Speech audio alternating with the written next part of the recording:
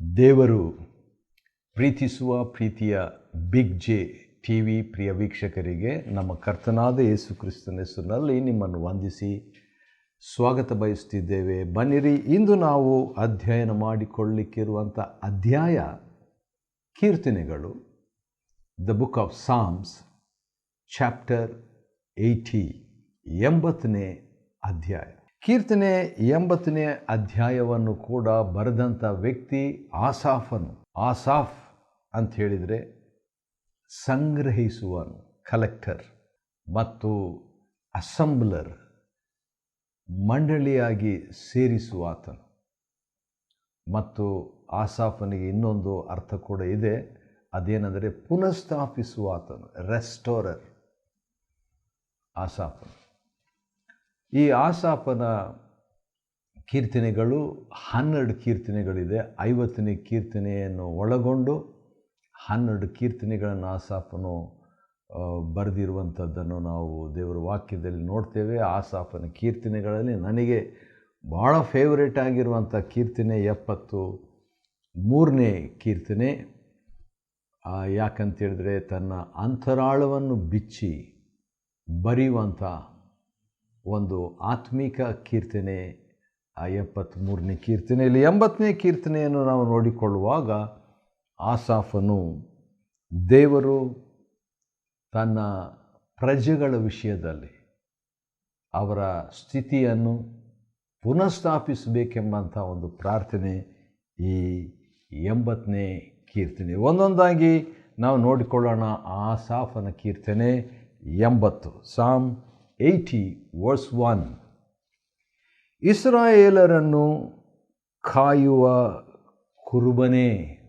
ಒಂದೊಂದು ಪ್ರಾರ್ಥನೆ ಮಾಡುವಾಗ ಅವಶ್ಯಕತೆಗೆ ಅನುಸಾರವಾಗಿ ದೇವರನ್ನು ಆ ಅವಶ್ಯಕತೆಗೆ ಅನುಸಾರವಾಗಿ ಹೆಸರಿಟ್ಟು ಅಥವಾ ಶಿರೋನಾಮೆಯನ್ನಿಟ್ಟು ಪ್ರಾರ್ಥಿಸುವಂಥದ್ದು ಕೀರ್ತನೆಗಾರರ ಒಂದು ಅಭ್ಯಾಸವಾಗಿತ್ತು. ಅದನ್ನು ನಾನು ನಿನ್ನೆ ದಿವಸ ಸ್ವಲ್ಪ ಲಿಸ್ಟ್ ಮಾಡ್ತಾ ಇದ್ದಾಗ ಭಾಳ ಉತ್ತೇಜನವಾದಂಥ ಒಂದು ಕೀರ್ತನೆಯಾಗಿತ್ತು. ಯಾಕಂದರೆ ಪಾಪವನ್ನು ಕ್ಷಮಿಸುವಾತನೇ, ಅಥವಾ ನಮ್ಮನ್ನು ಕರುಣಿಸುವಾತನೇ, ಅಥವಾ ಪ್ರಾರ್ಥನೆಯನ್ನು ಕೇಳುವಾತನೇ, ಅಥವಾ ನನ್ನ ದೇವರೇ, ಅಥವಾ ಸೇನಾಧೀಶ್ವರನಾದ ಯೆಹೋವನೇ, ಈ ರೀತಿಯಾಗಿ ಒಂದೊಂದು ಅವಶ್ಯಕತೆಗೆ ಅನುಸಾರವಾಗಿ ದೇವರನ್ನು ಒಂದೊಂದು ಹೆಸರಿಟ್ಟು ಸಂಬೋಧಿಸುವಂಥ, ಕರೆಯುವಂಥ, ಪ್ರಾರ್ಥಿಸುವಂಥ ಅಭ್ಯಾಸ ಕೀರ್ತನೆಗಾರರಿಗಿತ್ತು. ಇಲ್ಲಿ ಕೂಡ ಇಸ್ರಾಯೇಲರನ್ನು ಕಾಯುವ ಕುರುಬನೇ ಅಂತ ಹೇಳಿದಾಗ ಅವನ ಪ್ರೇಯರ್ ರಿಕ್ವೆಸ್ಟ್ ಏನಾಗಿತ್ತು ಎಂಬುದು ಮೊದಲನೇ ವಚನದಲ್ಲಿ ನಮ್ಗೆ ಗೊತ್ತಾಗ್ಬಿಡ್ತದೆ. ಅಂದರೆ ಇಸ್ರಾಯೇಲರ ಬಗ್ಗೆ, ಇಸ್ರಾಯೇಲರ ಅವಶ್ಯಕತೆ, ಇಸ್ರಾಯೇಲರಿಗಾಗಿ ಪ್ರಾರ್ಥನೆ ಮಾಡ್ತಾ ಇದ್ದಾನೆ ಇಲ್ಲಿ ಎಂಬುದಾಗಿ. ಇಸ್ರಾಯೇಲರನ್ನು ಕಾಯುವ ಕುರುಬನೇ ಕಿವಿಗೊಡು, ಯೋಸೇಫನ ವಂಶದವರನ್ನು ಕುರಿ ಹಿಂಡಿನಂತೆ ಕರತಂದವನೇ. ನೋಡ್ರಿ, ಇನ್ನೊಂದು ಹೆಸರು ದೇವರಿಗೆ, ಇನ್ನೊಂದು ಶಿರೋನಾಮೆ ದೇವರಿಗೆ ಕೊಡುವಂಥದ್ದು. ಯೋಸೇಫನ ವಂಶದವರನ್ನು ಕುರಿ ಹಿಂಡಿನಂತೆ ಕರೆತಂದವನೇ. ಯೋಸೇಫ ಅಂತ ಹೇಳುವಾಗ ಫಸ್ಟು ಇಸ್ರಾಯೇಲರು ಅಂತ ಹೇಳ್ತಾನೆ. ಇಸ್ರಾಯೇಲರು ಅಂತ ಹೇಳಿದ ಮೇಲೆ ಲಕ್ಷಾಂತರ ಇಸ್ರಾಯೇಲರನ್ನು ದೇವಜನರನ್ನು ಸೂಚಿಸ್ತದೆ. ಅವರೆಲ್ಲರೂ ಕೂಡ ಒಳ್ಳೆಯವರಾಗಿರಲಿಲ್ಲ. ಅವರಲ್ಲಿ ಹೆಚ್ಚಿನ ಅಂಶ ಜನರು ಬೇಗನೆ ದೇವರ ಒಂದು ಕರುಣೆಯನ್ನು, ಕೃಪೆಯನ್ನು, ದಯೆಯನ್ನು, ಕ್ಷಮೆಯನ್ನು ಮರೆತವರಾಗಿ, ದೇವರ ವಾಕ್ಯವನ್ನು ಮರೆತವರಾಗಿ, ಧರ್ಮಶಾಸ್ತ್ರವನ್ನು ಧಿಕ್ಕರಿಸಿದವರಾಗಿ ಇದ್ಬಿಟ್ರು. ಆದರೆ ಒಬ್ಬ ವ್ಯಕ್ತಿ ಇಸ್ರಾಯೇಲರಲ್ಲಿ ಫಸ್ಟು ಮೊದಲನೇ ವಚನದಲ್ಲಿ ಇಸ್ರಾಯೇಲರನ್ನು ಕಾಯುವ ಕುರುಬನಿ ಅಂತ ಹೇಳಿಬಿಟ್ಟು ಸ್ವಲ್ಪ ಚೇಂಜ್ ಮಾಡ್ತಾನೆ 2ನೇ ಲೈನ್ನಲ್ಲಿ. ಏನಂತ? ಯೋಸೇಫನ ವಂಶದವರನ್ನು. ಇಸ್ರಾಯೇಲರು ಯೋಸೇಫನ ವಂಶದವರು ಎರಡೂ ಒಂದೇ.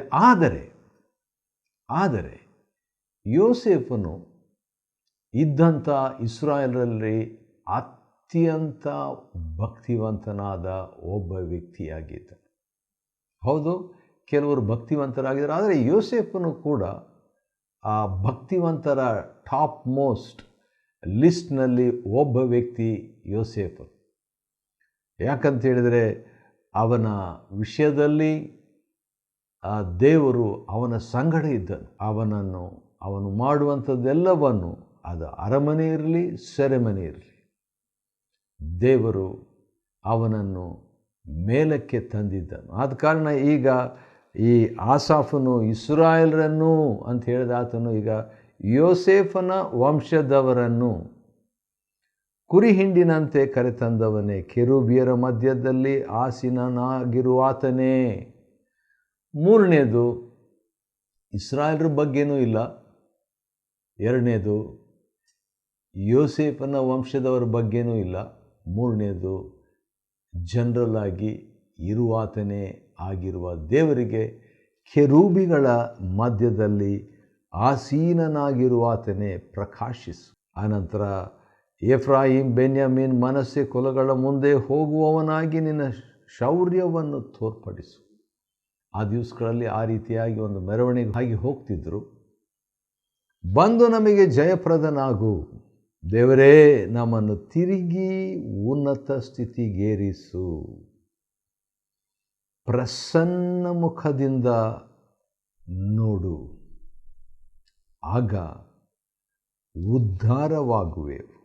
ಉದ್ಧಾರ ಎಂಬುದಾಗಿ ನೋಡುವಾಗ ಉದ್ಧಾರಕನಾದ ಯೇಸುವಿನ ಬಗ್ಗೆ, ಕ್ರಿಸ್ತನ ಬಗ್ಗೆ ಇದು ಸೂಚಿಸುವಂಥದ್ದಾಗಿದೆ.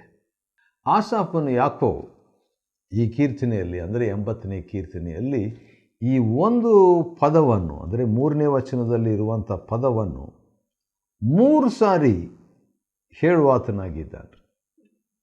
ಇರುವಂಥದ್ದು 19 ವಚನಗಳು. ಹಾಗಿರುವಾಗ ಒಂದು ವಿಷಯವನ್ನು 3 ಸಾರಿ, 3ನೇ ವಚನ 80ನೇ ಕೀರ್ತನೆ Psalm 80 verse 3 3ನೇ ವಚನ, 7ನೇ ವಚನ verse 7, 19ನೇ ವಚನ verse 19, 3 ಸಾರಿ ಒಂದೇ ಪ್ರೇಯರ್ 3 ಸಾರಿ. ಹಾಗಾದರೆ ಅವನ ಮನಸ್ಸಿನಲ್ಲಿ ಅದು ಭಾರವಾಗಿತ್ತಂತ ಕಾಣ್ತದೆ. ಆ ಮನಸ್ಸಿನಲ್ಲಿ, ಆಸಾಫನ ಮನಸ್ಸಿನಲ್ಲಿ ಇಸ್ರಾಯೇಲರಿಗೆ ಉನ್ನತ ಸ್ಥಿತಿ ಆಗಬೇಕು. ಇವನನ್ನು ಒಳಗೊಂಡು, ಆಸಾಫನನ್ನು ಒಳಗೊಂಡು ದೇವರೇ ನಮ್ಮನ್ನು ತಿರುಗಿ ಉನ್ನತ ಸ್ಥಿತಿಗೇರಿಸು. ತಿರುಗಿ, ಅದು ಒಳ್ಳೆ ಪ್ರಾಮುಖ್ಯವಾದಂಥ ಒಂದು ಪದ. ಯಾಕಂತ ಹೇಳಿದ್ರೆ, ಒಂದು ಕಾಲದಲ್ಲಿ ದೇವರು ಅವರನ್ನು ಉನ್ನತ ಸ್ಥಿತಿಗೆ ಇಸ್ರಾಯೇಲರನ್ನು ತಂದಿದ್ದನು. ಆದರೆ ಅವರ ಹಿಂಜಾರುವಿಕೆಯಿಂದ, because of their backsliding, ಹಿಂಜಾರುವಿಕೆಯಿಂದ ಅವರು ಉನ್ನತ ಸ್ಥಿತಿಯಿಂದ ಜಾರಿಬಿಟ್ರು. ಆದ ಕಾರಣ ಈ ಭಕ್ತನ ಪ್ರಾರ್ಥನೆಯನ್ನು, ದೇವರೇ ನಮ್ಮನ್ನು ತಿರುಗಿ ಅಗೇನ್ ಉನ್ನತ ಸ್ಥಿತಿಗೇರಿಸು. ಏರಿಸಿಬಿಟ್ಟು ನಮ್ಮನ್ನು ಉನ್ನತ ಸ್ಥಿತಿಗೆ ತಂದ ಮೇಲೆ ಪ್ರಸನ್ನ ಮುಖದಿಂದ ನಮ್ಮನ್ನು ನೋಡು. ಒಂದು ಸಾರಿ ಕೀರ್ತನೆಗಾರನು ನಿನ್ನ ಮುಖವನ್ನು ಮರೆ ಮಾಡಿಕೊಂಡಿದ್ದೀಯಾ ಎಂಬುದಾಗಿ ಕೇಳ್ತಾನೆ ರೀ. ಆದರೆ ಇಲ್ಲಿ ಪ್ರಸನ್ನ ಮುಖದಿಂದ ನೋಡು. ಆ ರೀತಿಯಾಗಿ ನೀನು ಮಾಡಿದರೆ ಏನಾಗ್ತದೆ? ಆಗ ಉದ್ಧಾರವಾಗುವೆವು, ಅಂದರೆ ರಕ್ಷಣೆಯನ್ನು ಹೊಂದುವೆವು, ವಿಮೋಚಿಸಲ್ಪಡುವೆವು, ಅಭಿವೃದ್ಧಿಯನ್ನು ಹೊಂದುವೆವು. ಯಾಕಂದರೆ ರಕ್ಷಣೆ ಎಂಬ ಪದಕ್ಕೆ ಬಹಳಷ್ಟು ಮೀನಿಂಗ್, ಅರ್ಥಗಳು ಇವೆ.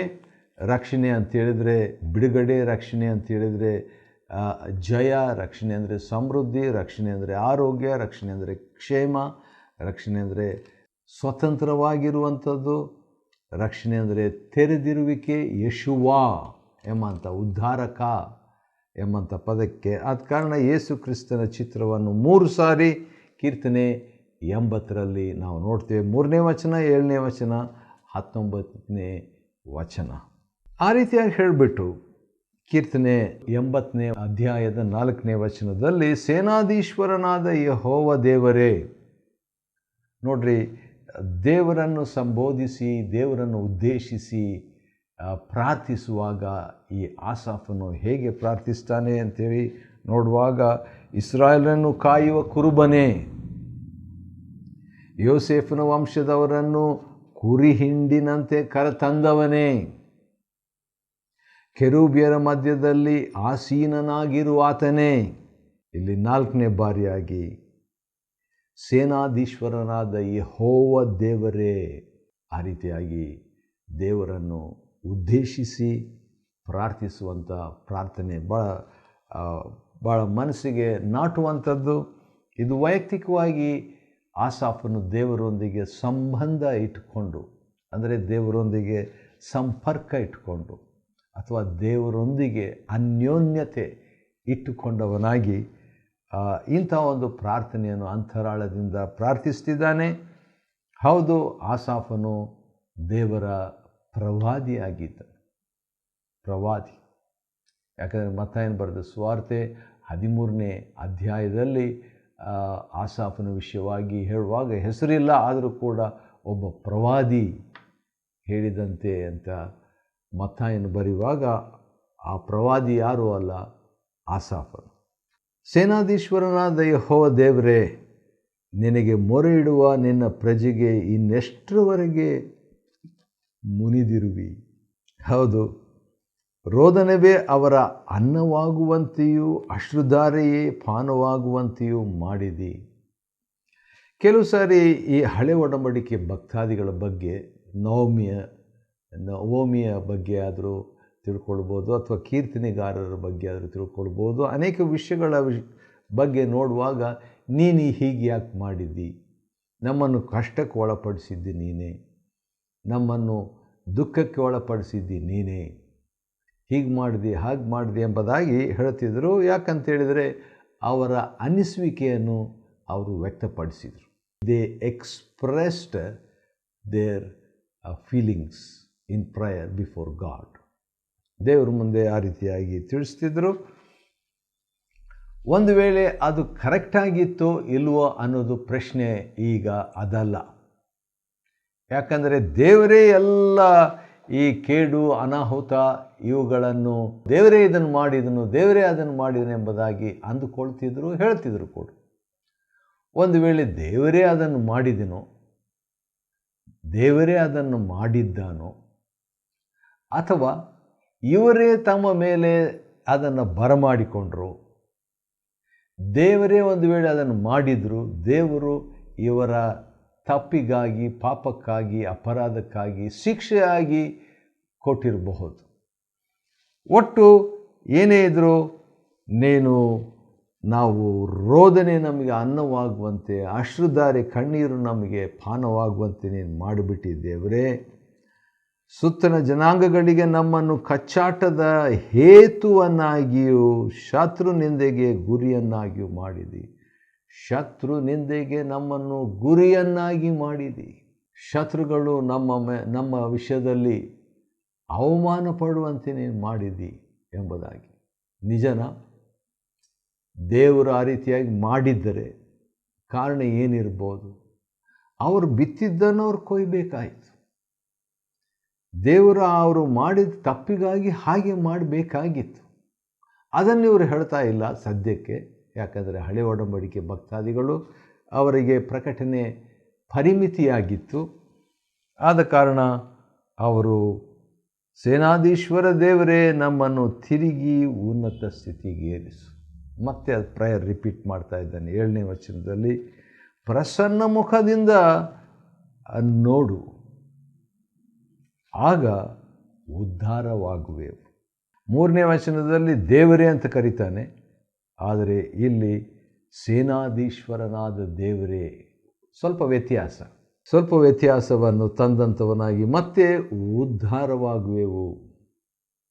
ಅಂದರೆ ಯೇಸು ಕ್ರಿಸ್ತನ ಚಿತ್ರ ಇಲ್ಲಿ ನಾವು ನೋಡ್ತೇವೆ. ನೀನು ಐಗುಪ್ತ ದೇಶದಿಂದ ಒಂದು ದ್ರಾಕ್ಷಲತೆಯನ್ನು ತಂದು, ಈಗ ಅವರು ಭಾಳ ಫಿಲಾಸಾಫಿಕಲ್ ಆಗಿ ಅಥವಾ ತತ್ವಜ್ಞಾನದ ರೂಪದಲ್ಲಿ ಆಸಾಫನು ದೇವರ ಹತ್ರ ಮಾತನಾಡ್ತಾ ಇದ್ದಾನೆ. ಐಗುಪ್ತ ದೇಶದಿಂದ ಒಂದು ದ್ರಾಕ್ಷಲತೆಯನ್ನು ತಂದು ಜನಾಂಗಗಳನ್ನು ಹೊರಗೆ ಹಾಕಿ ಅದನ್ನು ನೆಟ್ಟಿ, ಅಂದರೆ ಇಸ್ರಾಯೇಲರ ಬಗ್ಗೆ ದ್ರಾಕ್ಷಲತೆ ಅಂತ ಹೇಳ್ತಿದ್ದಾನೆ. ಅದಕ್ಕೋಸ್ಕರ ನೆಲವನ್ನು ಹಸನು ಮಾಡಿದ ಮೇಲೆ ಅದು ಬೇರು ಬಿಟ್ಟು ದೇಶದಲ್ಲೆಲ್ಲ ಹಬ್ಬಿಕೊಂಡಿತು. ಅದರ ನೆರಳಿನಿಂದ ಗುಡ್ಡಗಳೆಲ್ಲ ಕವಿಯಲ್ಪಟ್ಟವು. ಹಾಗಾದರೆ ಭಾಳ ದೊಡ್ಡ ಮರ ಇದು. ಅದರ ಕುಡಿಗಳು ದೇವದಾರು ವೃಕ್ಷಗಳ ಮೇಲೆ ಹಬ್ಬಿ ಅವುಗಳನ್ನು ಮುಚ್ಚಿಬಿಟ್ಟವು. ಹಾಗಾದರೆ ಭಾಳ ವಿಶಾಲವಾದಂಥ ಒಂದು ಮರ ಇದು. ಅಂದರೆ ಇಸ್ರಾಯೇಲರ ಒಂದು ಸಮೃದ್ಧಿ, ಉನ್ನತ ಸ್ಥಿತಿಯ ಬಗ್ಗೆ ಇಲ್ಲಿ ಆಸಾಫನು ಹೇಳುವಂಥದ್ದು ನೋಡ್ತೀವಿ. ಅದರ ಕೊಂಬೆಗಳು